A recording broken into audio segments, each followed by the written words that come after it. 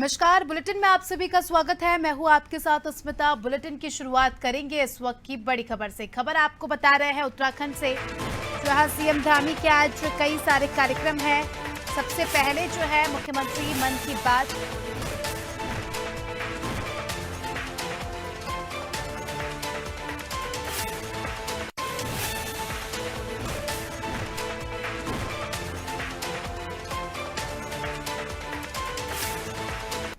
चलिए तो खबर आपको बता रहे हैं उत्तराखंड से, जहां सीएम के कई सारे कार्यक्रम हैं। सबसे पहले पीएम की मन की बात सुनेंगे, स्वनिधि परिवार के लाभार्थियों से संवाद भी करेंगे और मुख्यमंत्री कैंप कार्यालय में एक कार्यक्रम होगा, उसमें भी शिरकत करेंगे। साथ ही बीजेपी की बैठक में भी शामिल होंगे। प्रदेश मुख्यालय में बैठक होगी, संगठन के कई महत्वपूर्ण मुद्दों पर चर्चा होगी। उत्तराखंड से आपको खबर बता रहे हैं, जहां मुख्यमंत्री पुष्कर सिंह धामी के कई सारे कार्यक्रम हैं। प्रधानमंत्री के मन की बात का सीधा प्रसारण मुख्यमंत्री सुनेंगे। हर रविवार को प्रधानमंत्री अपने मन की बात कहते हैं और स्वनिधि परिवार के लाभार्थियों से भी संवाद करेंगे। इसके अलावा जो बीजेपी की बैठक होने वाली है प्रदेश मुख्यालय में, उसमें भी मुख्यमंत्री शामिल होंगे।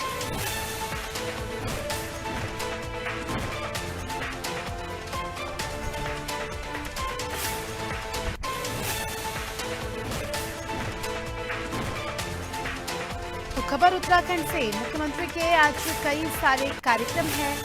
बताया जा रहा है कि जो बैठक होगी प्रदेश कार्यालय में, उसमें संगठन से जुड़े कई महत्वपूर्ण मुद्दों पर चर्चा होगी। तो काफी महत्वपूर्ण इस बैठक को भी माना जा रहा है।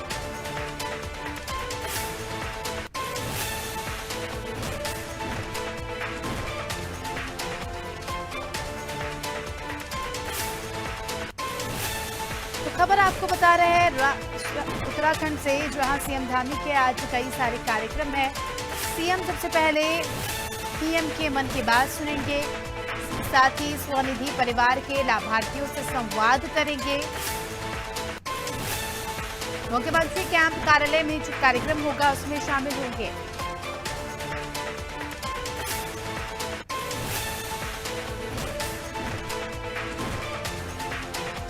इसके अलावा बीजेपी की जो बैठक होने वाली है, जिसमें तमाम कार्यकर्ता शिरकत करेंगे। प्रदेश मुख्यालय में जो बैठक होगी उसमें भी खुद मुख्यमंत्री शामिल होंगे और संगठन से जुड़े बताया जा रहा है कि कई महत्वपूर्ण मुद्दों पर चर्चा होगी।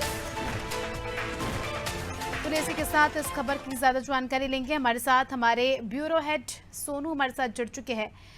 सोनू, आज मुख्यमंत्री के कई सारे कार्यक्रम हैं। बताया जा रहा है कि सबसे पहले तो प्रधानमंत्री के मन की बात सुनेंगे और आज विशेषकर ये भी बताया जा रहा है कि बैठक भी जो होने वाली है बीजेपी कार्यालय में, उसमें भी शामिल होंगे। क्या कुछ खबर है, क्या अपडेट है?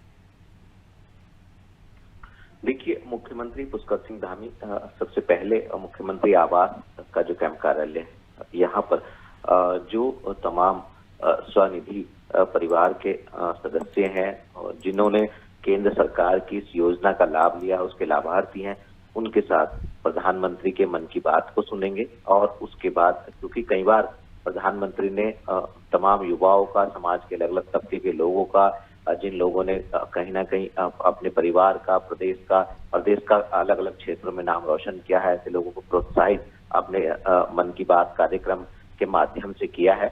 तो निश्चित तौर पर ऐसे लोग जिनको कोरोना काल के दौरान जब ये योजना शुरू की गई थी, तो गरीब तबके के जो लोग हैं, जिनको बिना किसी गारंटी के लोन देने की योजना शुरू की गई थी, तो ऐसे लाभार्थी जो हैं वो मुख्यमंत्री के साथ होंगे। और इन लाभार्थियों से प्रधानमंत्री के इस कार्यक्रम को, मन की बात को सुनने के बाद मुख्यमंत्री जो है वो लाभार्थियों से संवाद करेंगे, बातचीत करेंगे और कहीं ना कहीं इनको प्रोत्साहित करेंगे। और केंद्र और राज्य सरकार मिलकर के, दोनों ही सरकारें गरीब तबके के उत्थान का जो संकल्प ले रही हैं, इसको आगे बढ़ा रही हैं। निश्चित तौर पर इस पर फोकस किया जा रहा है। इसके साथ साथ, जैसा कि आपने स्वयं भी कहा है कि आज बीजेपी संगठन के लिहाज से एक महत्वपूर्ण बैठक होने वाली है, जिस बैठक में मुख्यमंत्री भी शामिल होंगे और जो पार्टी के प्रदेश स्तर के जो शीर्ष नेतृत्व है वो शामिल होंगे। 2 सत्रों में इस बैठक को किया जाएगा। जो बैठक हो रही है, क्योंकि जो केंद्र के राष्ट्रीय महामंत्री संगठन बीएल संतोष वो यहाँ पहुंच रहे हैं और पार्टी के अलग अलग पदाधिकारियों से अलग अलग समय पर बातचीत करेंगे। जो संगठन के लोग हैं उनसे भी बातचीत करेंगे और जो पार्टी के प्रदेश स्तर के जो नेता हैं उनसे बातचीत करेंगे। एक और आने वाले समय में लोकसभा की जो तैयारी है उसको तेज किया जाएगा, उसकी रणनीति बनाई जाएगी कि किस तरह से आने वाले समय में जब लोकसभा का चुनाव होगा तो उसमें बीजेपी जो है वो किस लक्ष्य को प्राप्त करने की रणनीति बनाएगी। दूसरा, इसके साथ साथ जो जिलों के प्रभारी हैं, जिलों के सह प्रभारी हैं और जो कोर कमेटी के जो सदस्य हैं, इनके साथ जो बीएल संतोष हैं वो बैठक करने वाले हैं। अभी तक संगठन के जो कार्य प्रणाली है वो किस तरीके की रही है और इसमें क्या तब्दील किया जा सकता है, कैसे और इसको मजबूत किया जा सकता है। बिल्कुल सोनू, तो काफी महत्वपूर्ण ये बैठक होगी और देखना खास होगा कि किन किन विषयों पर चर्चा होती है और बैठक के बाद क्या कुछ बदलाव होते हैं। आप बने रहिए हमारे साथ, जल्दी आपका रुख करेंगे।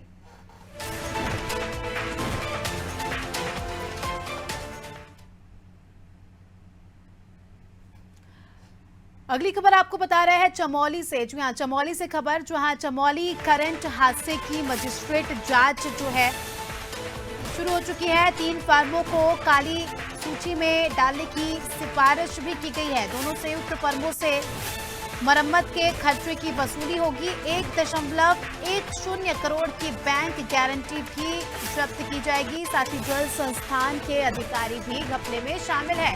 तो चमोली करंट हादसे की मजिस्ट्रेट जांच के बाद बताया जा रहा है कि 3 फर्मों को काली सूची में डालने की सिफारिश की गई है। ज्यादा जानकारी लेंगे, हमारे साथ सोनू जुड़े हुए हैं। सोनू, जब से चमोली में ये करंट हादसा हुआ है तब से सरकार भी जो है एक्टिव हो गई है और प्रशासन भी कहीं ना कहीं हम कह सकते हैं कि एक्टिवली इस पूरे हादसे की जांच पड़ताल कर रहा है और बताया जा रहा है कि 3 फर्मों को काली सूची में डालने की सिफारिश की गई है। कैसे समझे इसे? देखिए, तमाम ऐसी परियोजनाएं हैं जो उत्तराखंड में संचालित हो रही हैं और इसमें जो निजी सेक्टर की जो फर्में हैं उनके सहयोग से इन कार्यों को आगे बढ़ाया जा रहा है। और चमोली में जैसे ही करंट हादसा सामने आया और कई लोगों की इसमें मृत्यु हो गई और कई लोग इसमें गंभीर रूप से घायल हो गए, तो घायलों के उपचार सहित जिन लोगों की मृत्यु हुई है इसके कारणों को तलाश करने के लिए मुख्यमंत्री ने गंभीरता दिखाते हुए तत्काल जो मजिस्ट्रियल जांच है उसको करने के आदेश अधिकारियों को दिए और जो मृतकों के आश्रित हैं उनको मुआवजा राशि प्रदान करने के भी जो है वो मुख्यमंत्री ने आदेश दिए शासन के अधिकारियों को। तो ऐसे में सरकार ने इसको गंभीरता से लिया और ये जांच जो है वो शुरू की गई। तो जैसे ही एडीएम स्तर के अधिकारी ने जब जांच की तो तकरीबन 175 पन्नों की ये पूरी की पूरी जांच रिपोर्ट है, ये सरकार को सौंप दी गई है और इसमें साफ तौर पर ये कहा गया है कि जो एसटीपी नमामि गंगे परियोजना में एसटीपी के जो कार्य कर रही ये फर्म है, इन फर्मों की लापरवाही है और इनको जो है अब ब्लैक लिस्ट कर दिया जाए, इस तरह की सिफारिश रिपोर्ट में की गई है। और साथ ही साथ जो संबंधित विभाग के अधिकारी हैं, जल संस्थान के जो अधिकारी हैं, उनकी भी इसमें घोर लापरवाही सामने आई है। तो कहीं ना कहीं मामले की गंभीरता को देखते हुए शासन स्तर पर और सरकार के स्तर पर जो है वो एक्शन लिया गया है और एक जो अन्य परियोजनाएं चल रही हैं उनसे संबंधित अधिकारी, कर्मचारी और जो निजी सेक्टर की जो फर्में हैं इनको एक मैसेज देने की कोशिश की गई है कि आखिर सरकार इस तरीके के मामलों को किस हद तक सहन कर सकती है। मुख्यमंत्री ने साफ तौर पर पहले ही इस बात को चेता दिया था सभी लोगों को कि सरकार लापरवाही और किसी भी तरह की कोताही किसी भी स्तर पर सहन नहीं करने वाली है। जी बिल्कुल, और आप आने वाले समय में ये भी कह सकते हैं कि और भी बड़ी चीज़ें और भी बड़े खुलासे हो सकते हैं और भी लोगों पर गाज गिर सकती है जो इस पूरे हादसे से जुड़े हुए हैं। चलिए आप बने रहिए हमारे साथ, जल्दी आपका रुख करेंगे।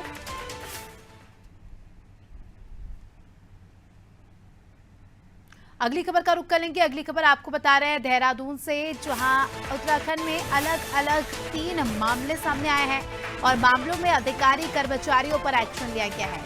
बता दें कि बाल विकास परियोजना अधिकारी को बर्खास्त कर दिया गया है। उसी के साथ जाति प्रमाण पत्र के आरक्षण का लाभ देने का इन पर आरोप लगा था और जंगल में वृक्षों की अवैध कटाई पर भी एक्शन लिया जा रहा है।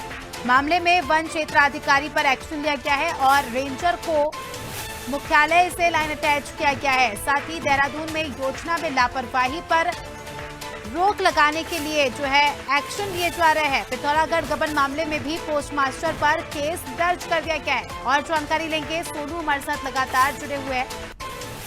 सोनू, लगातार देखा जा रहा है उत्तराखंड में, जैसे कि मैंने पहले भी जिक्र किया कि सरकार और प्रशासन दोनों मिलकर काम कर रहे हैं और खुद मुख्यमंत्री ने पहले भी इस बात की बहुत बार चेतावनी दी है कि किसी भी प्रकार की भ्रष्टाचार या किसी भी प्रकार का गलत कृत्य अगर किसी अधिकारी द्वारा किया जाता है तो उस पर एक्शन लिया जाएगा। और वही अभी देखने को मिल रहा है, 3 अलग अलग मामलों में एक्शन लिए गए। देखिए, सरकार भ्रष्टाचार को किसी भी स्तर पर सहन नहीं करने वाली है। लिहाजा सरकार के मुखिया ने पहले ही तमाम सरकारी कर्मचारी अधिकारियों को इस बात की चेतावनी दे रखी है और इस बात के लिए आगाह किया हुआ है कि आप जो है वो अपनी जिम्मेदारी का ईमानदारी से, पारदर्शी तरीके से निर्वहन करेंगे तो आपको प्रोत्साहित किया जाएगा, और अगर आप भ्रष्टाचार करने की कोशिश करेंगे तो इसको सरकार, शासन किसी भी स्तर पर सहन नहीं करेगा। इसी परिप्रेक्ष्य में हम इन मामलों को देख सकते हैं कि एक के बाद एक सरकार, जो सरकारी तंत्र है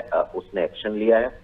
पहले मामले की अगर हम बात करें तो उधम सिंह नगर में जो बाल विकास परियोजना अधिकारी है उसको सीधे बर्खास्त कर दिया गया है, क्योंकि तथ्य छुपाने का मामला है और तथ्य छुपाकर आरक्षण लेने का मामला है, और सचिव स्तर से बर्खास्तगी के बाकायदा निर्देश भी जारी कर दिए गए हैं, जिसमें तमाम तथ्यों को इसमें जो है वो साझा किया गया, बताया गया कि आखिर किस स्तर पर किस तरह की गलती है और पहले जो है इसकी जांच कराई गई। इसके बाद अगर हम दूसरे मामले की बात करें तो देहरादून का ही जो चक्रौता वन प्रभाग क्षेत्र है, इसी में अवैध रूप से संरक्षित वृक्षों का कटान किया गया और बीजेपी के एक नेता ने शासन को इसकी शिकायत की थी। उसके बाद शासन ने निलंबन की कार्रवाई की। इसके साथ साथ अगर हम दूसरे मामले की बात करें, जो केंद्र पोषित योजनाएं हैं, इन तमाम योजनाओं में लापरवाही पाई गई है और इनका जो परिणाम है वो संतोषजनक नहीं पाए गए हैं, और जब इसकी समीक्षा की गई तो इसमें लापरवाही साफ साफ दिखाई दी। तो इसमें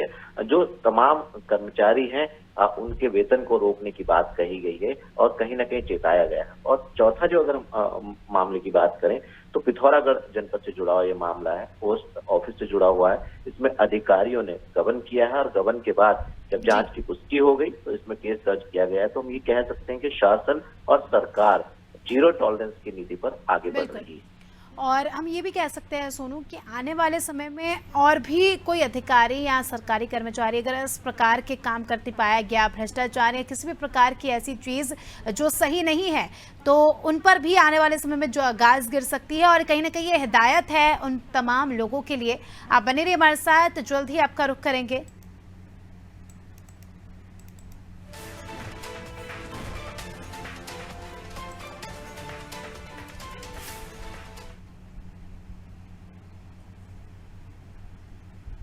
चलिए अब अगली खबर पर रुख कर लेते हैं। खबर आपको बता रहे उत्तराखंड से, जहां पर्वतीय क्षेत्रों में बारिश का कहर जारी है। बद्रीनाथ हाईवे पर फिर से एक पहाड़ जो है दरका है। लांबगढ़ नाले में मलबा बोल्डर आने से जो है परेशानी हुई है।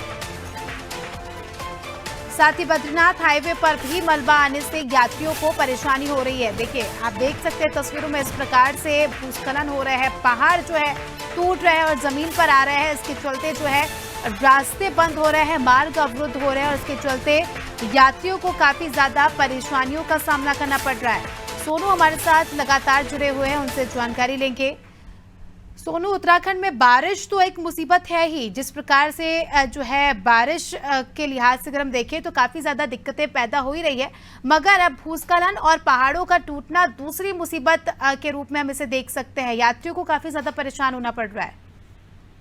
देखिए, जिस तरह से बारिश का कहर लगातार जारी है और आगे के लिए भी मौसम विभाग ने जो है वो येलो अलर्ट जारी किया है और बारिश की संभावना जताई है। कुछ क्षेत्रों में भारी बारिश और कुछ क्षेत्रों में भारी से भी भारी बारिश होने की जो है वो संभावना मौसम विभाग ने जताई है। हालांकि शासन, प्रशासन, आपदा प्रबंधन तंत्र और जो रेस्क्यू फोर्सेज हैं, SDRF, NDRF, वो पूरी तरह से मुस्तैद और अलर्ट है। बावजूद इसके चूंकि लगातार पर्वतीय क्षेत्रों में बारिश हो रही है, और मौसम का पल पल का मिजाज बदल रहा है। अभी भी तकरीबन 10 ऐसे राज्य मार्ग हैं, स्टेट मार्ग हैं, हाईवे हैं जो अभी बाधित हैं, प्रभावित हैं। इसके अलावा 200 से ज्यादा सड़कें ऐसी हैं जो कि अभी प्रभावित हैं। हालांकि जैसे ही सड़कों पर भूस्खलन होता है और पहाड़ दरकते हैं और मोटर मार्ग बाधित हो जाते हैं, उनको खोलने के लिए जेसीबी मशीन तैनात की गई है और आपदा प्रबंधन विभाग का जो कंट्रोल रूम है वो लगातार अपडेट भी करता रहता है। बावजूद इसके चूंकि जब बड़ी मात्रा में बोल्डर और मलबा आ जाता है तो इनको खोलने में समय लगता है और ऐसे में जो चारधाम यात्रा करने के लिए बाहरी क्षेत्रों से यात्री यहाँ पहुंच रहे हैं, जब मोटर मार्ग बाधित हो जाते हैं भूस्खलन के चलते तो उनको परेशानियों का सामना करना पड़ता है। लिहाजा उनको कम से कम परेशानी हो, इसी को ध्यान में रखते हुए सरकारी तंत्र कार्य कर रहा है। लेकिन जब नदियां उफान पर होती है, भूस्खलन की घटनाएं घटती हैं तो निश्चित तौर पर कहीं ना कहीं यात्रियों को परेशानियों का सामना करना पड़ता है। जो बद्रीनाथ हाईवे है उस पर मलबा आने से यात्री को परेशानी हुई और उनकी समस्या का समाधान तत्काल करने की कोशिश जो सरकारी तंत्र है उसने की। और जो यात्री मोटर मार्ग बाधित होने से इंतजार कर रहे थे उनको वैकल्पिक मार्गों से निकाल करके उनके गंतव्य स्थान तक पहुंचा दिया गया। जी चलिए सोनू, बने रहिए आप हमारे साथ, जल्द ही आपका रुख करेंगे। तो दर्शकों को बता दें खबर उत्तराखंड से, जहां लगातार मलबों के कारण यात्रियों को परेशान होना पड़ रहा है।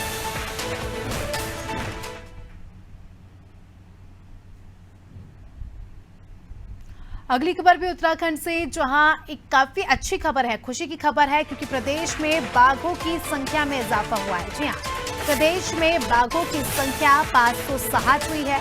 पिछले वर्षों की अपेक्षा संख्या में इजाफा हुआ है और पर्यटन लिहाज से ये काफी ज्यादा अच्छा माना जा रहा है। ज्यादा जानकारी लेंगे, हमारे सहयोगी सोनू हमारे साथ जुड़े हैं।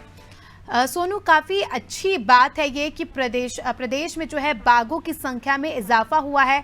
बताया जा रहा है कि पिछली बार जब गणना हुई थी उसके मुकाबले ज्यादा बाघ यहाँ प्रदेश में पाए गए, 560 इनकी संख्या बताई जा रही है।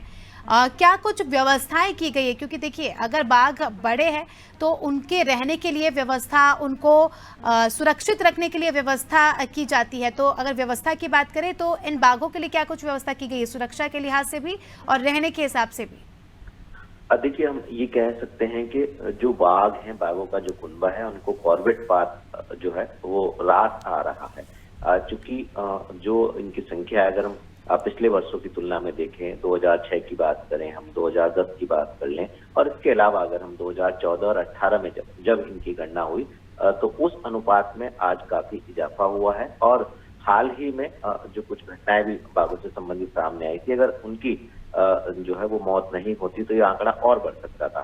तो लिहाजा जहां बाघों की संख्या प्राकृतिक संतुलन और प्राकृतिक के लिए जो एक बेहतर माना जा रहा है, तो वहीं मुख्यमंत्री ने वन विभाग के अधिकारियों को पीठ भी थपथपाई है और वन विभाग के अधिकारियों की पीठ थपथपाने के साथ साथ सख्ती के संकेत भी दिए हैं कि लापरवाही किसी स्तर पर सहन नहीं की जाएगी। और जो वन्यजीव प्रेमी है, वन विभाग के अधिकारी हैं, कहीं ना कहीं इनके लिए एक अच्छी और राहत भरी खबर हम इसको कह सकते हैं। अगर मध्य प्रदेश की तुलना में देखें तो उत्तराखंड के लिहाज से तो काफी बड़े हैं, लेकिन मध्य प्रदेश अभी भी आगे है। तो अब वन विभाग के अधिकारी जो हैं वो आगे इनका संरक्षण कैसे हो सके और इनके आवास को डिस्टर्ब न किया जा सके और जो हरियाली और जो वातावरण इनके रहन सहन के लिए चाहिए होता है उसके लिए लगातार प्रयास कर रहे हैं। जी सोनू, चलिए बहुत बहुत शुक्रिया आपका हमारे साथ जुड़ने के लिए और तमाम जानकारी के लिए। तो दर्शकों को बता दें कि खबर आपको बताई उत्तराखंड से, जहां बाघों की संख्या में इजाफा हुआ है।